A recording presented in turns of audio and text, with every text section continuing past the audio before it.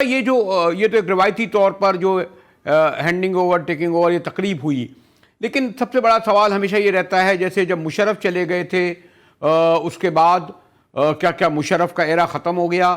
اب ایک بہت 6 سال تک ہمارے جنرل قمر باجوہ رہے ہیں اور بہرحال داخلی اور خارجی محاذ پر ان کی ایک اپنی اب لفظ ٹرمنالوجی ہم نے کی ڈاکٹرائن، تو آپ سمجھتی ہیں کیونکہ آخر میں بڑے وہ بٹر تقریر کر کے گئے ہیں، تو ایسا ہوتا ہے، ایسا ہوگا کہ ان کی ڈاکٹرائن چلے گی؟ ڈاکٹر ہما بقائی؟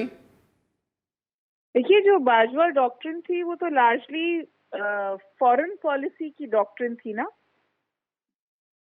باجوہ صاحب نے پہلی دفعہ یہ ڈاکٹرن انٹروڈیوس کی تھی کہ جو ہماری یونائٹڈ اسٹیٹس آف امریکہ کے ساتھ ریلیشن شپ ہے، اس ریلیشن شپ میں جو ڈو مور کا منترا ہے، وہاں پر انہوں نے کیٹیگوریکلی یہ کہا تھا کہ پاکستان یہ سب کچھ کر رہا ہے اور اب ریلیشن شپ میں ریسیپروسٹی کی ضرورت ہے. اور میں آپ سے یہ بھی گزارش کر دوں کہ اس کو باجوہ ڈاکٹرن ہم میں سے کسی نے نہیں کہا تھا.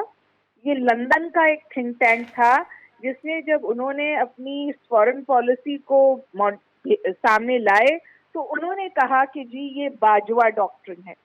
تو ایک بات تو یہ، دوسری بات یہ کہ فوج کا کردار فورن پالیسی میں تو میرا خیال ہے کہ 90 کی دہائی سے بہت زیادہ بڑھ گیا تھا اور وہ آج تک کم نہیں ہوا.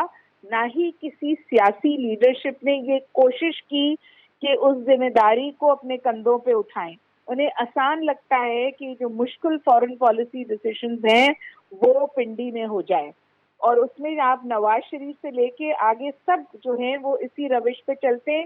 تو اونلی ٹائم جب آپ کو سویلین قیادت انٹرفیئر کرتی یا کام کرتی ہوئی نظر آتی ہے فورن پالیسی میں، وہ یوزلی اپنی کرسی بچانے کے لیے باہر چیزیں بھیجی جاتی ہیں یا سپورٹ حاصل کرنے کی کوشش کی جاتی ہے. اس وقت دیکھیے بڑی انپریسیڈنٹڈ صورتحال ایمرج ہوئی ہے پاکستان کی سیاست میں، اور اس تقرری اور چینج آف بیٹن سے پہلے تقریب کا بڑا اچھا متین حیدر صاحب نے انالیسس کیا ہے. ایسا لگتا تھا ہر جماعت کا ایک جنرل ہے، ہر جماعت ایک جنرل کو لانا چاہتی تھی اپنی سیاسی بقا کے لیے. اس بات سے تو آپ انکار نہیں کریں گے.